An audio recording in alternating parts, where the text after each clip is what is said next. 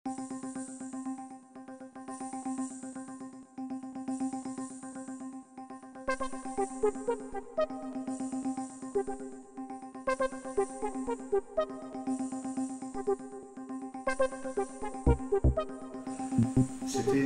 à une époque où il y avait un basculement dans les problématiques du marketing digital.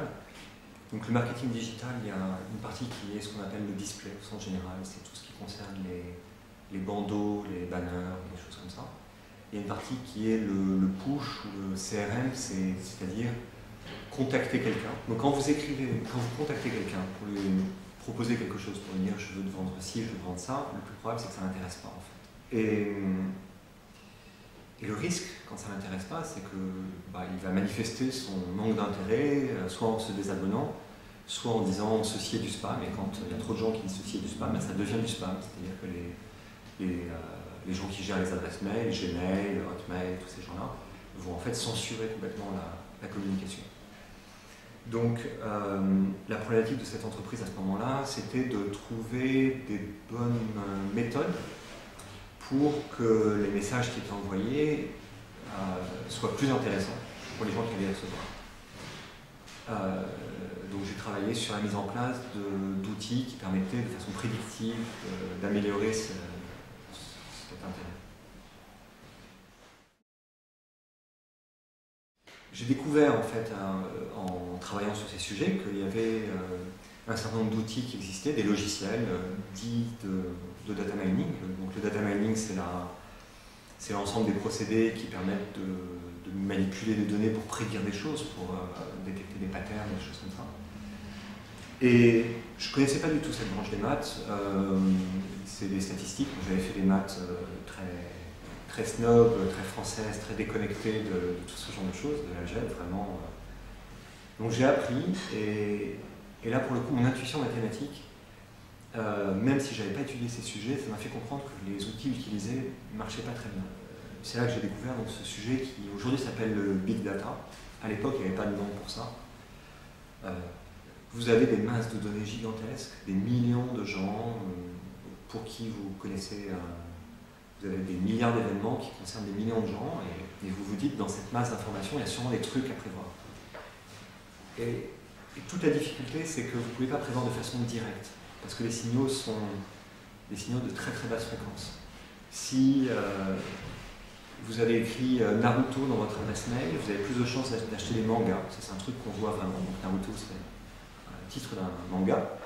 Il y a des gens qui mettent Naruto dans leur adresse mail, et pour de vrai, ils ont plus de chances d'acheter des mangas. Par contre, si vous cherchez la corrélation de façon directe, vous ne la trouverez pas, parce que vous avez peut-être vendu 200 mangas, et peut-être qu'il y a 30 personnes en France qui ont Naruto dans leur adresse mail. Vous ne pouvez pas, de façon directe, mettre en relation une chose que vous voulez prédire avec un prédicteur.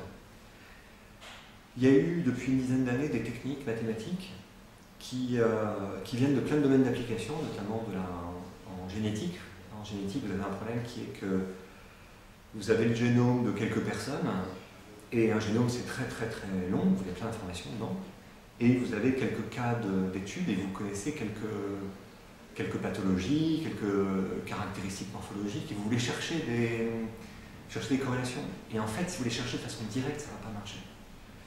Donc, vous allez essayer de consolider le signal en cherchant à un niveau abstrait des concepts. Si vous avez un graphe social, des millions de gens, des milliers de produits, ou des millions d'autres gens, qui a acheté quoi, qui suit quelle personne sur Twitter, tout ce genre de choses, vous pouvez utiliser la structure, la géométrie de ce graphe pour consolider les données. Et une fois que vous avez consolidé les données, vous pouvez faire des prédictions. Donc vous fabriquez de la sémantique abstraite à partir de la structure globale d'une masse considérable de données.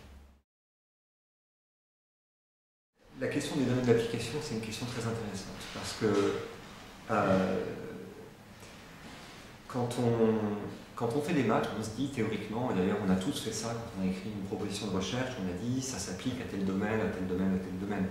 Moi, je me souviens avoir écrit que mes mathématiques pouvaient s'appliquer à la cryptographie, à la compression de données, etc. Je ne savais pas si c'était vrai ou pas. Quand on crée une entreprise, on se pose la question, non pas de savoir si ça peut s'appliquer, mais si ça s'applique en vrai.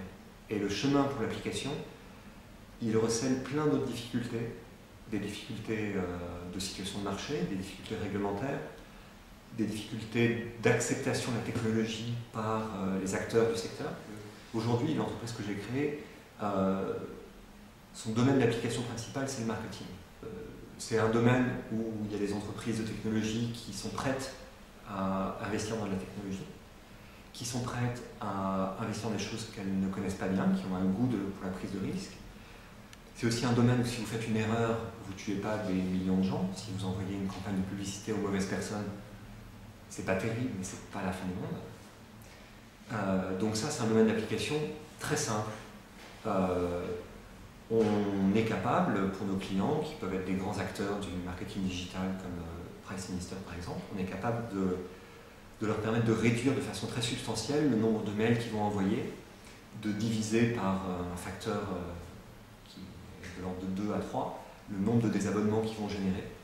Alors, cette application qui est quelque chose qu'aujourd'hui on commercialise, elle est très évidente, elle marche vraiment pour de vrai. On peut dire ça peut vous faire gagner tant de pourcents d'argent, ça se vend. Derrière ça, les mêmes technologies peuvent servir à plein d'autres choses. J'aimerais bien un jour aller vers ces applications, c'est plus compliqué. Je donne un exemple. En matière de santé, je suis certain que si vous étudiez l'ensemble des prescriptions médicales enregistrées par l'assurance maladie, les feuilles de soins, ça ressemble beaucoup à l'ensemble des transactions effectuées par un gros e-commerçant. Vous avez des clients, vous avez des produits, vous avez des paniers d'achat le même jour, vous avez tel produit, tel produit, tel produit. Alors quand dans votre panier d'achat il y a un biberon et des couches, on suppose que vous avez un enfant. Et quand dans votre panier d'achat de médicaments, il y a tel médicament, tel médicament, tel médicament, on suppose que vous avez telle maladie. Mais ce qui est intéressant avec ces techniques, c'est qu'on peut faire émerger des patterns qui n'étaient pas verbalisés. C'est-à-dire que peut-être on se rend compte qu'il existe des catégories diagnostiques qui sont transverses. Vous allez voir votre médecin, vous dites j'ai le coude qui me gratte et j'ai le nez qui coule, il va vous donner un médicament pour que votre coude arrête de vous gratter et que votre nez arrête de couler. Et peut-être qu'en fait, à l'échelle de la France, on peut détecter à un moment donné une tendance ça peut se traiter de façon très dynamique. On étudie en ce moment des tendances de recherche de mots-clés qui disent que certains produits vont devenir des produits qui vont se vendre dans quelques semaines, mais on ne sait pas encore. Et peut-être que vous allez détecter des maladies pour lesquelles il n'y a pas encore de nom. Alors ça a été fait. On sait que le sida a été découvert par des analystes de services de santé américains qui ont vu qu'il y avait des prescriptions anormalement élevées de médicaments pour traiter le sarcome de Kaposi, qui est une maladie très très rare. On devrait, et il faudrait faire ça à l'échelle industrielle et quotidien, et je donne un exemple très concret de choses qu'on devrait voir.